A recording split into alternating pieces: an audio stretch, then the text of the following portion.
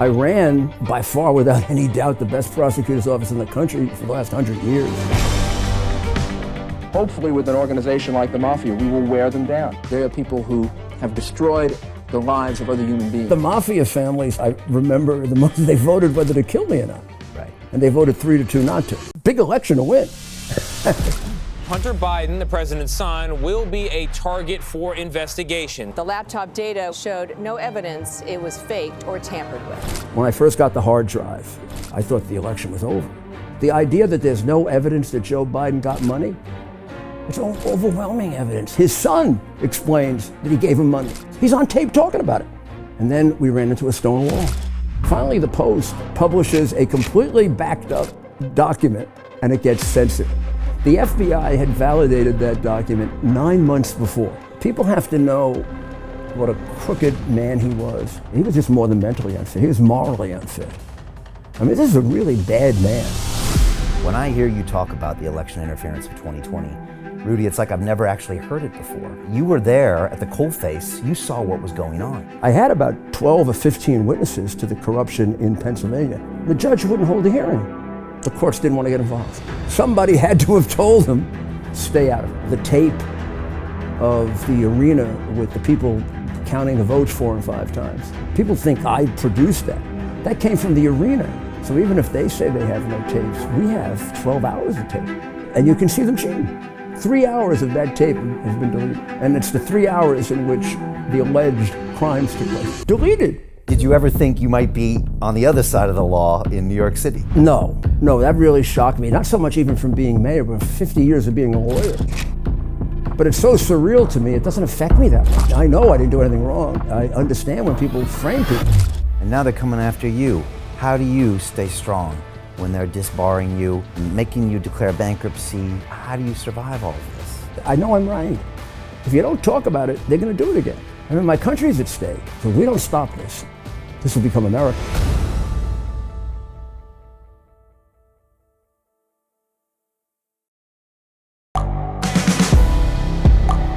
The world is changing. Inspiration is everywhere. It has never been so easy to connect, share, and bring people together. We're learning from others and finding the best in ourselves. Challenging our beliefs. Sharing our vulnerability. Overcoming our fears. Transforming ourselves so we can transform the world. How far can we go? This is London Real. I am Brian Rose. My guest today is...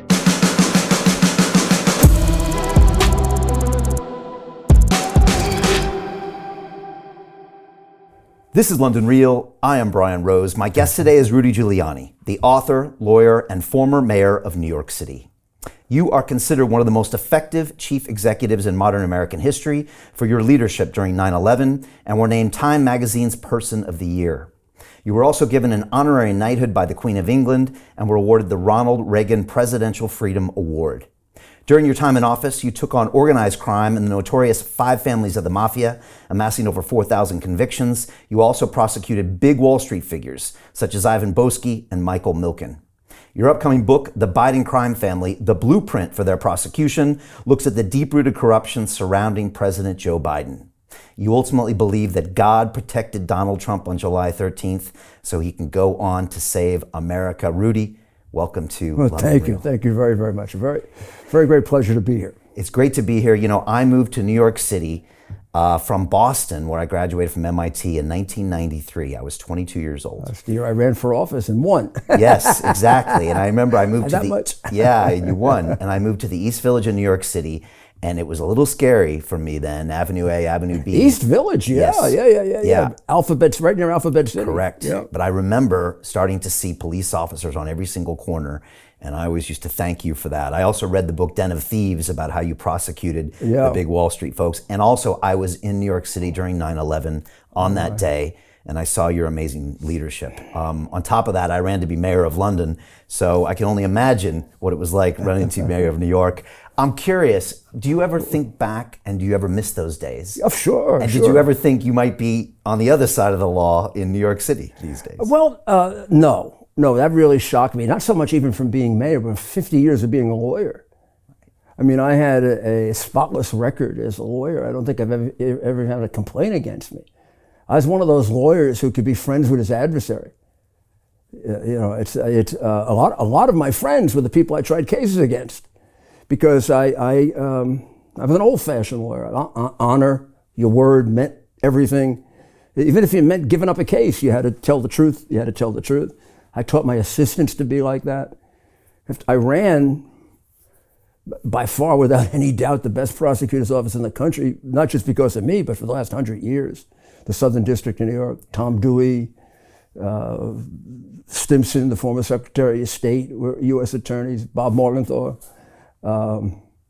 So to have this happen is like, it's a shock, but it's so surreal to me, it doesn't affect me that much. I mean, I know I didn't do anything wrong, and I know what they're doing.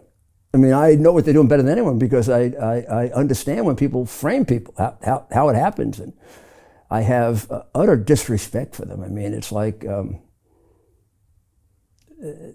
guess, a doctor who's a good doctor and sees doctors who are killing people. I say to myself, how can they do this? How can they make these things up? I mean, I'm not just talking about the cases against Trump and me, hundreds of people that they're prosecuting. I mean, a lot of the January 6th people did nothing. Some did. I mean, it's a very, very hard thing to explain, and I know that he gets in trouble sometimes trying to explain it, but he understands that some of those people committed crimes, but not all of them, not even most of them.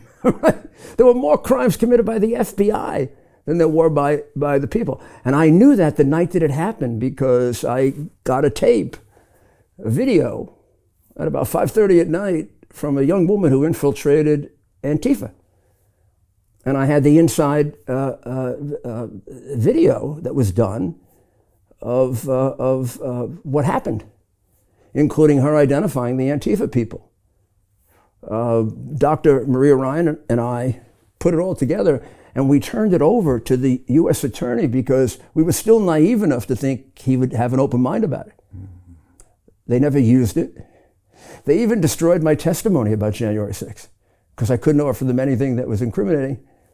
And they dismissed the case against me because it was a phony case. They charged me with somehow being involved in the violence, and the judge presiding over the case was appointed by President Obama, and he wrote that the case against me wasn't even plausible, that nothing that I said would have inspired violence. They took a phrase out of context without explaining it, and the judge got very angry about it and dismissed the case. But nobody pays attention to that.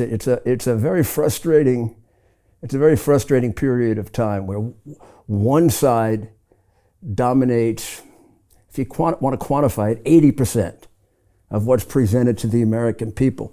The other side, about 20. It's remarkable to me how well and how far we get on that 20%.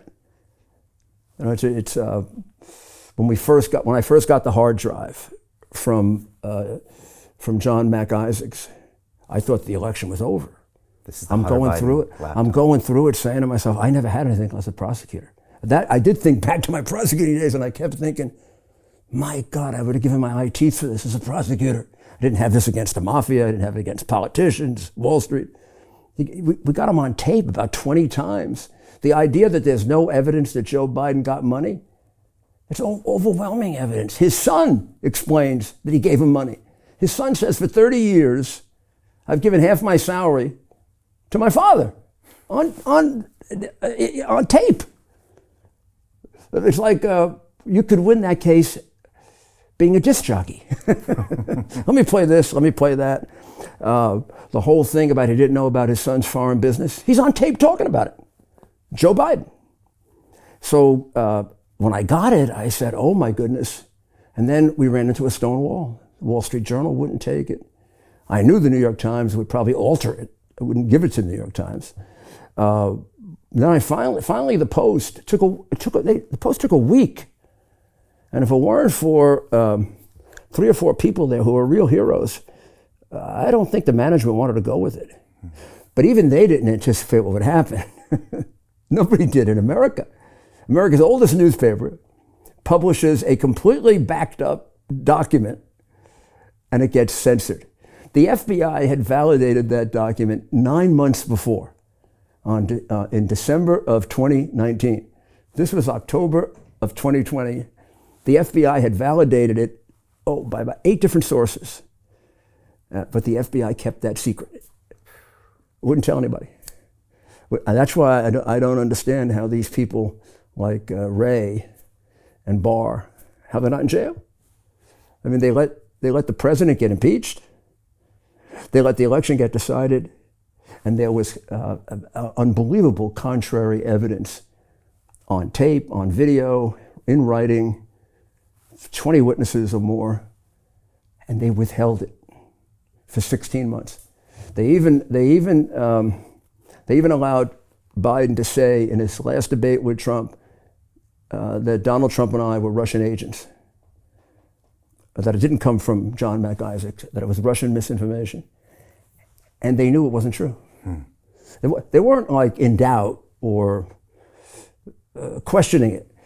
In December, they had determined exactly where it came from and that it was valid, it was his, and it was truthful. And they just let him swing in the wind. And they allowed Biden to get elected president. And to me, at least, the consequences of that are all those people dead in Ukraine. Right. All those people dead in Afghanistan, our 13 soldiers who are dead. How about the 300,000 or 400,000 dead of fentanyl? I mean, Trump had that down to 20% of that. When Trump left office, we had 400,000 coming in illegally. Biden's last year, 3.5 million. We have no idea who they are. We don't even check them anymore. So the consequences of their sin has been death. Were you shocked by the level of censorship coming from the top? Not just to mention for places like New York Times, but all the social media, Twitter, and everything that we've seen from the Twitter files from Elon. We could literally see them prohibiting the Hunter Biden laptop story from happening. By the time Elon got it out, I was not shocked anymore. I'm just glad he got it out, because that was censored in the press too. That wasn't really picked up. Even as late as 2020, when they cut off the hard drive, I was shocked. I never thought they could.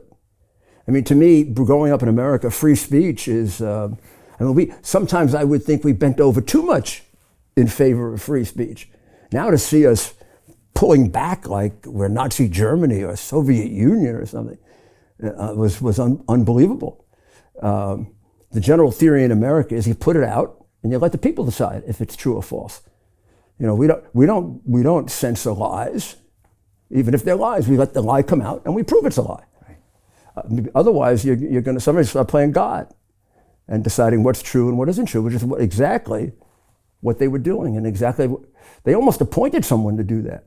But Biden almost appointed someone to be the truth czar, like in 1984. Yeah, that's George Orwell.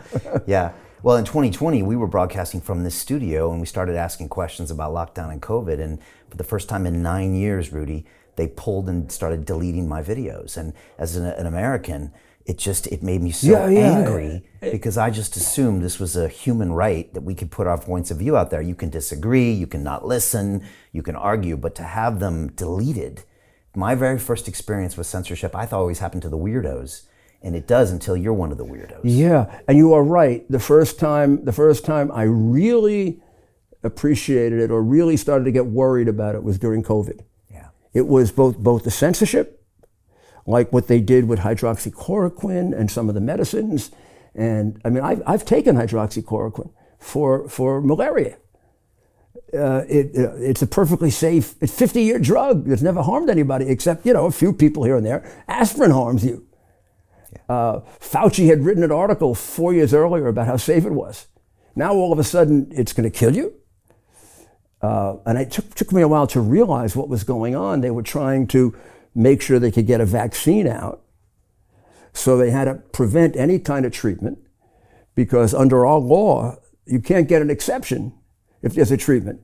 And they needed the exception because if they tested the darn thing, they wouldn't get it out for 2 or 3 years. And I guess they would find out, ultimately, more people were harmed by that vaccine than helped by it. And I mean, it's ironic that Biden, who's probably been vaccinated 50 times, ended up getting COVID again. I've never been vaccinated. Had COVID once, and that's it. That's when it started. Yeah. And it's continued and continued and continued. You talk about how the media doesn't really report what's going on. When I hear you talk about the election interference of 2020, Rudy, it's like I've never actually heard it before. And when you break down exactly what happened in those counties in Atlanta and Maricopa County in Arizona and Pennsylvania and Philadelphia and the details of what they did, it's the first time I've ever heard anyone credibly talk about what happened. Well, and it's it makes frustrating. sense. But most people never get the information and they say, oh, that's just a conspiracy theory and this and that. But you were there at the coalface. You saw what was going on. You know, I wrote the book about the Biden crime family for the same reason that, about 2 or 3 weeks after the election, we brought the first case in Pennsylvania. I had to take over the case the night before it was going to be argued because the lawyer, a really good lawyer who brought the case, was threatened with being fired by his law firm. He had a big family, young children. Not only did they threaten to fire him, they threatened to basically do what they did to me, disbar him. Wow. So nobody would take the case. Here we are the night before, and I had to learn the case, went in court. I had about 12 or 15 witnesses to the corruption in Pennsylvania. At that point, expected we'd develop about 50, because we were only 1 week into it. The judge wouldn't hold a hearing. Now, I can understand, I've done restraining orders, 100. Never had a judge refuse a hearing. You win, you lose, but the judge hears your witnesses. And I realized the courts didn't want to get involved. Somebody had to have told them, stay out of it. Let them resolve it. And of course, the Democrats were very, very smart to cheat only in very crooked places. So they didn't cheat in Omaha, Nebraska. I mean, they cheated in some of the most corrupt cities in America, Philadelphia, Detroit, Atlanta. Every other mayor of Atlanta goes to jail. Or, I mean, they could have used my city if they wanted. My city has been cheating for 200 years on elections. It goes back to we go back to Boss Tweed 180 years ago, and we actually named a courthouse after a crooked politician. We're so crooked. And we are. To this day, if you have a Democratic administration in my city, you're paying money for everything. I mean, everybody's getting kickbacks. And the judges are appointed by the politicians, and the judges do what the politicians want. New York, Chicago, not sure about Boston. Certainly Philadelphia. Philadelphia is one of the worst. Atlanta, Georgia has become, for the last 30 years, equal to any of the eastern cities. It's been a Democratic cesspool. So when I realized the night of the election, and he was ahead in 5 states, one of them by 800,000 votes, and they stopped counting, and I started hearing the cities, Philadelphia, Pittsburgh, Detroit, Milwaukee, Atlanta. I said, oh my God, I never thought of that. They're going to fix this case in the cities they own. Those cities might as well be part of the old Soviet Union. One party. Chicago, 60 years of one party. New York City, virtually 170 years of one party. I was only the 3rd Republican mayor in 100 years. And I was only the 3rd, only 2 of us stayed Republican. The other one became a Democrat. So I decided after that to switch our strategy. So they say we lost a lot of cases, almost on purpose, because we didn't put any resources in it. I said, I have to get this testimony memorialized. Have to have it I don't know if we can win, but we have to have this for historical purposes, because if we don't stop this, this will become America. Because if they get away with this, they're going to keep doing it. So I went to the legislatures that were Republican legislatures. Some of them had Democratic governors, like Pennsylvania. But at least I could get a majority of the legislature to give me a hearing. And then I could put my witnesses on the witness stand. So, for example, the best hearings we had were in Georgia. We had over 110 witnesses. We produced about 50. But the senators went out and got about 60 of their own. And there's a terrific report that was done way back then that nobody pays attention to by the presiding officer, who basically says the election was stolen and here's the proof. And he lays it right out. And he did that probably December 30th of 2020. There's a similar report in Arizona, similar report in Pennsylvania, and a similar report in Milwaukee, in Wisconsin. I don't know if there's one for Michigan as good as that, but that was the best. The others were pretty good. Best because they did a lot of their own work. The others were pretty much just using our work. But I mean, he got, like, for example, the tape of the arena with the people counting the votes 4 and 5 times. People think I produced that. That came from the arena. 5 weeks after the election, the arena comes forward, the sports arena, and says, you know, we have a security camera that works all the time. So even if they say they have no tapes, we have 12 hours of tape. And you get it, and you can see them cheating.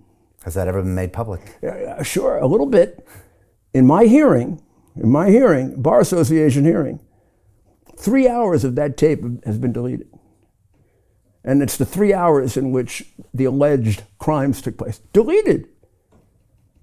I mean, I'm happy to show it to you. It was deleted. And the judge in my Bar Association case didn't care. Democrat, appointed by the machine. She knows what she has to do. If she ever ruled for me, she'd be finished in New York. Be finished. Anybody ruled for Trump, me, or any of our people, you are finished in New York. You'll never go anywhere. You won't be in a law firm. You never get promoted as a judge. I mean, they play for real. I mean, it's like the equivalent of killing you. Wow. Proper New York style. New York, yeah. New York for sure, but everywhere. All of these, but when I say again, they picked the cities intelligently and carefully. I'll tell you another thing that tipped me off immediately. So I get a call the day after the election from Pennsylvania and from Pam Bondi, who was the former Attorney General of Florida. And she says, Mayor, you got to come here. All of our inspectors are being put behind gates about 2 football fields away from where the votes are being counted. We're not being allowed to see any of the ballots. And we're going to court, but we got turned down already. But you got to come and see this. You won't believe it. She said, I have pictures, but maybe if you come. So I didn't want to go, but I did. And I showed up. And as I'm going there, I get a call from Pittsburgh. Same thing. They put up gates. They wouldn't let anybody in. Got a call from Detroit. Put up gates. Nobody allowed in. Atlanta. So you got about 6 cities where everybody put up gates and didn't allow Republicans in. And I said, what are the chances that the Democratic leader in each one of those counties woke up that morning and said, let me go buy some gates and put them up and keep out all the Republicans? This has to be organized. This has to be, they must have organized this months ago with the gates and the idea was they want to show us any of the paper because, you know, there's a lot of talk about the machines and the machines may or may not. It's the paper that really fixed the election. And they fought like hell to make sure we would never see one single piece of paper. I've never been able to look at one single piece of paper in Georgia or in Pennsylvania. And it would seem to me, if I were the governor, who's a Republican in Georgia, and the Secretary of State, who's the one who probably doctored the tape, and I was being accused of running an unfair election, and the paper was pristine, I'd let you look at it to your heart's content. Right. So now it turns out, about 2 months ago, that 375,000 pieces of paper, ballots, are missing in Georgia. I wonder what ballots those were. So this is the kind of proof that exists. So when people say this is, you can't talk about it and you're being unpatriotic, it's just the opposite. Right. If you don't talk about it, they're going to do it again. And if you don't let them know you're onto them, they're going to do it again. And they are going to try. Hopefully not get away with it this time because a lot of it's been cut down. Right, so you didn't win those cases, but have you now set precedent or at least scared them enough to where they won't try those same tactics? Yeah. But in a place like Philly, they're going to try. Philly, no hope. We're just going to have to beat them in the rest of the state. And but Georgia has changed its law. In many cases, we've put together, particularly groups of young people who already are doing poll watching. So you watch the absentee ballot coming in, because that's where the cheating goes on. I had one witness in Detroit, a woman about 65 years old, an Indian American from India, a brilliant woman, engineer. They had taken her out of the engineering department and they trained her. And she explains it. They trained her on how to do the balloting. So you get they give you a whole group of ballots, maybe a couple hundred. They're all phony. Sometimes they only have Biden's name. They don't even vote for the other people on the ballot. And then they have a whole group of registrations that are people who are dead, people who have moved out 10 years ago, people who moved out 5 years ago. Some places use people under 18 who have driver's licenses, and then they attach the absentee ballot to that registration. Got it. In many cases, however, because they have to do it quickly, they don't fold the ballot. So in Pennsylvania and in Detroit, I have a number of witnesses that nobody's ever heard from except in the legislatures that will tell you that one of the things they were able to see 100 yards away, they couldn't see the signatures, which are what they are supposed to see, but they could see that the ballot hadn't been folded. Okay. Now, you have to fold an absentee ballot because it has to come in the mail, otherwise it's invalid. So it has to be folded. They could see that the ballots were just being picked up, and I can show you a tape in Georgia. You can't see quite as clearly as in Pennsylvania, but you can see that the paper is not folded over. It's very straight paper. You can also see them putting it in the machine 4 times. Actually see it. They go ahead, boop, bop, bop, bop, bop, bop, bop, bop. They take it out of the machine. You think they're going to put it over here for the person to pick up? Mm-mm. They fix it all up, and they put it right back in the machine. And then they count it. Now, we have only 5 of those remaining because 3 hours of that tape was destroyed. 3 hours of that tape is all that period of time when they were doing that. But even if you see it 3 or 4 times, you realize this is not supposed to happen. Who are these people that are doing this? Now, you can't let I know people think, well, you're partisan. If I were on the other side, I'd be doing the same. I feel the same way. I don't want Republicans to cheat either. Yeah. When I ran the first time, I was brought like 40, 50,000 examples of cheating. Well, they thought examples of cheating. And they wanted me to contest the election. And first of all, that was the era in which you didn't. Nixon never contested Kennedy. Maybe he could have, might not have. Number 2, I was running for the first time. I'd gotten 47% of the vote. I was running against the first black mayor. And I figured, gee, I bring this and we're going to have a revolution of some kind. And finally, I knew the New York courts are crooked and I wouldn't win. I mean, I was taught that in law school, believe it, NYU Law School. My evidence professors said the one kind of case you can never win in New York is a political case if you're not a Democrat, because the county leaders own the Supreme Court justices. Right. So I never brought the case, and I just did a better job the next time. When you were there in '93, I spent $1 million and I put together a voter integrity effort, and luckily we won. But we have got to stop this, and we have to own it.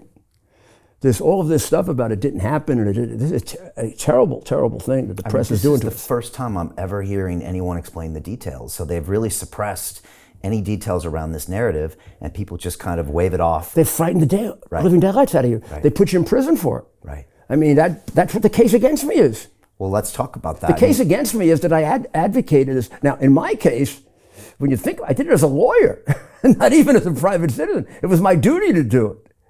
It's even my duty in a certain way to exaggerate for my client. The rules are that I have to give my client, as a lawyer, the benefit of the doubt. So if something is arguable either way, I got to go his way. And it was easy. I mean, I wasn't making this up. These people were coming to tell me this. It's the same thing with Biden. I got accused with Biden of going after him for political reasons. First time I got information about him, I was representing Donald Trump. I was trying to get information about Russian collusion. And somebody came to me and said, don't you know about that big bribe that he was involved in, Biden was involved in Ukraine? I said, what are you talking about? And they showed me the evidence. That was 1.5 years before he ran. I put it out 1 year before he ran. And the press went crazy on me. Went crazy on me. I'm nuts. I don't know what I'm talking about. It was debunked. I gave it to the FBI, went nowhere. Gave it to the State Department, went nowhere. They just sat on it. I tried to get the Senate to be interested in it. They didn't want to go after a senator. I did it not for Trump. I did it for me as an American. And then, from the first moment that I began representing Trump, unbeknownst to me until 3 years later, they went and took my iCloud account and monitored it every day. Really? The FBI monitored my iCloud account every day that I was Trump's lawyer. You know this? I know it for sure. They had to admit it when they searched my home. And they weren't interested in me originally. They did that to see if they could find anything on Trump. Then they searched my home, searched my law office. 1.5 years later, they wrote a letter to the grand jury saying there's no probable cause that he committed any crime. Well, how did they have a basis? What happened to the probable cause? You have to have probable cause under our law, otherwise you violate the Fourth Amendment to search somebody's house. You have to have extraordinary probable cause to search a lawyer's office. I mean, I had other clients who privacy was completely wrecked because of what they did. And they found nothing. This is the deep state. And they pay no price for it. Ray pays no price for it. The agents pay no price for it.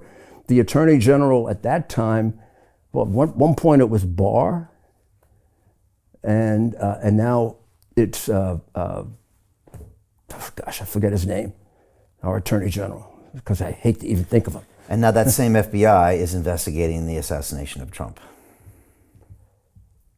Yeah, I can't tell you how little confidence I have in the FBI. When I saw Ray testifying on this, I said to myself, what the heck is he, how can we have this guy testifying? I mean, how can we believe anything he said? He sat on the hard drive. I mean, everybody in America knows it. He had the hard drive for 1 year. He knew it was valid, and he let allegations that it was Russian collusion affect the 2020 election. He let me get disbarred in part because of that. When in fact, I got it from a man in Delaware who's a repairman, a very honest man, and turned it over to the, I can prove all of it, turned it over to the Post, and after being castigated and prosecuted and bankrupted, I turned out to be right. Everything I've said has turned out to be right. I said there was no Russian collusion. They lied about it. There was no Russian collusion. They tried to say that Trump was bribed or extorted the president of Ukraine.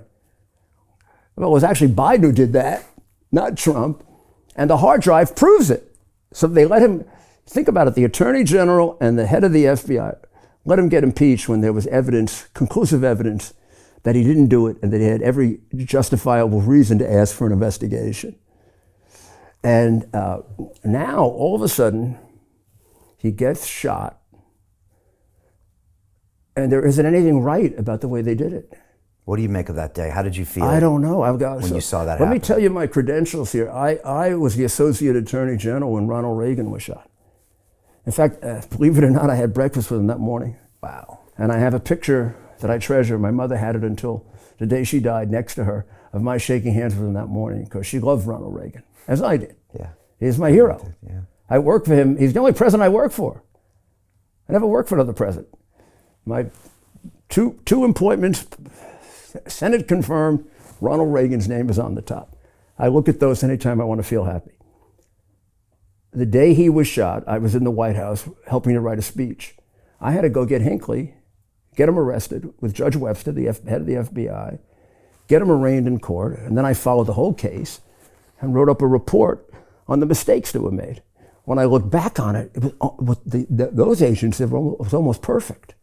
They had him in that car like that. Yeah. Now, think of what happened here. It turns out now they knew for 90 minutes. First they said 57 minutes. Now it's 90 minutes they knew they had a suspicious person. Now, I do not... Walking around with a drone and a rangefinder. Right. So now here's what you do if there's a suspicious person. You resolve it before you go ahead. And they had an eternity to resolve it. 90 minutes is an eternity in Secret Service world. They had police who identified him. It was a big crowd, but it wasn't that big a crowd. And then if you can't find him and you're not sure, you don't go ahead with the event. Then you got two areas that sit over the event. So just almost a normal rule of thumb, any jerk security guy would do this. You put people on top of both because they can see the crowd better. Forget even the sniper. They can see the crowd better and they can notify the agents in the crowd, oh, there's a guy over there, he looks very suspicious. Even if they could break up fights that way. Yeah, these two guys are fighting, break it up. You always try to get the high ground looking down. Second, of course you do it for snipers. Both the water tower and the building in question were easily within firing range for any reasonably good sharpshooter or reasonably good assassin. That should have been, even if they hadn't been warned, it'd be very suspicious that wasn't covered. I mean, when my suspicions began about 3 minutes after he was shot, however long they kept him down there. I was sitting there, it was a Saturday, I was sitting there, believe it or not, working on an article about the convention, because I was gonna go and I covered the convention for Frank's speech and for X, and I was getting like a monologue prepared. I was half paying attention, and I see him shot. I watched him go down, and having watched the Reagan thing 1,000 times, my first feeling wasn't bad. You could almost see that it was a grazing. Right. You could see the blood immediately, so you knew he was hit. But he seemed to go down, it's strange to say, in a safe way. He seemed to go down in a sort of healthy way. It didn't look like he collapsed. Now I'm waiting for him to come up.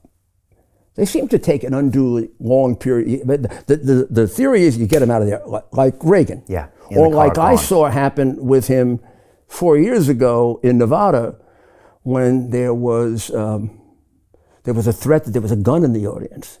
Someone yelled out gun. Before I could blink an eyelash, they had tackled him like he was a football player, hurt him, got him off the stage in a blink of an eyelash, and had him in the back. He did the same thing, by the way. He wouldn't leave until he fought with them. They wanted to take him out of here. I'm not leaving until my people are safe. Wow. It almost made me cry. I wrote him a text afterwards. And he doesn't get text, so I sent it to his. I wish I could retrieve that. I said, Donald, because I could call him Donald then. He was my friend for 35 years. I said, Donald, now I know, and you should know, you got the balls to be president. Because he went back out. Yeah. A lot of guys that are run off, been scared out of their minds. I said, boy, so he comes up, they bring him up. The first thing I see is his face. That wasn't when he did it, they did it. And I can't tell you what I said. What the hell are you doing? Yeah. What are you, crazy? That you bring him up covered. Now, he may struggle to get himself out of it, which he eventually did.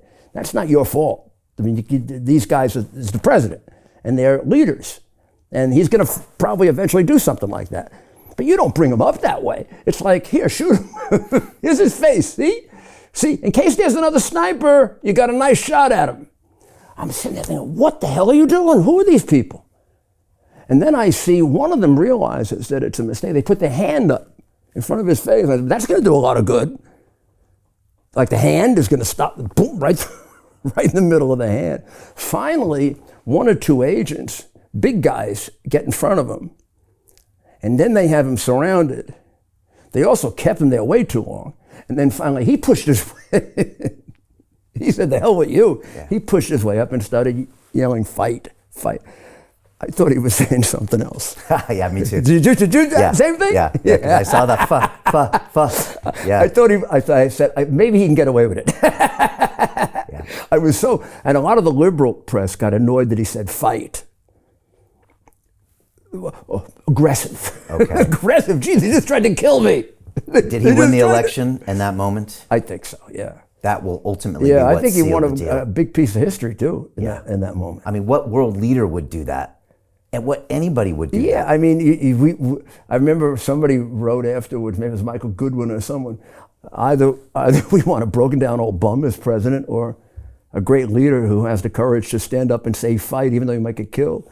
Now we want a word salad, half a brain, as opposed to, I'm sorry, I mean, this is no disrespect to her as a woman or race or religion. I mean, she's a number of different things, black, Indian, Native, I don't know what she is. I don't really care what she is. If she was smart, I'd respect her. If she had taken over the border and done a decent job, I'd respect her. But to me, she's a complete failure at everything she does. And I know her record as DA. I mean, she was a pathetic district attorney. So I can't imagine that in the long run, he doesn't prevail. Now, you saw him speak at the convention, and you could tell that he was emotionally affected by that attempt. But you've also seen him recently show up, I think it was Wisconsin yesterday and Michigan, and you say he's now kind of back in that Trump rhythm. He's better.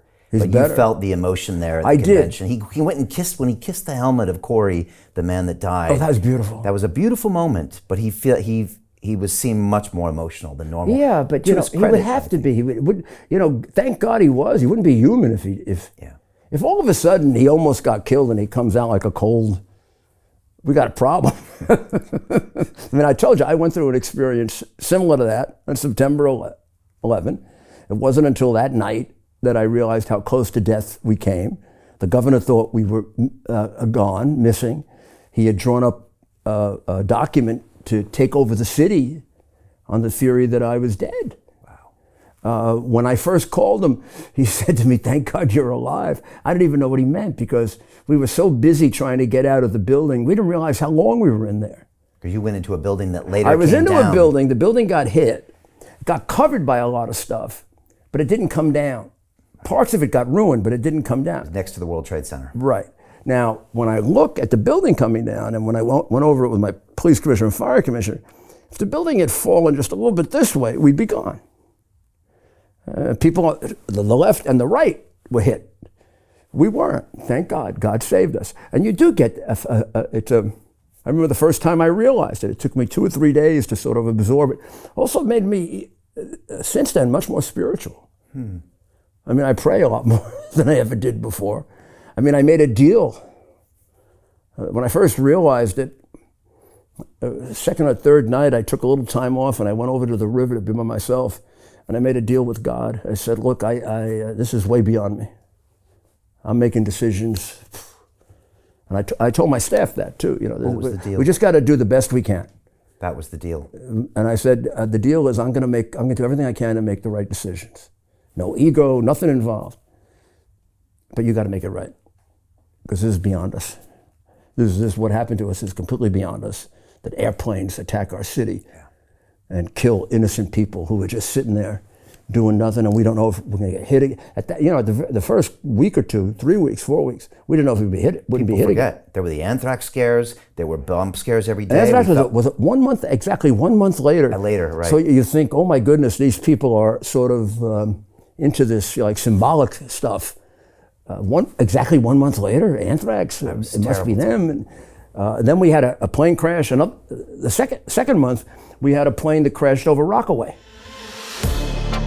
To continue watching the rest of the episode for free, visit our website londonreal.tv or click the link in the description below.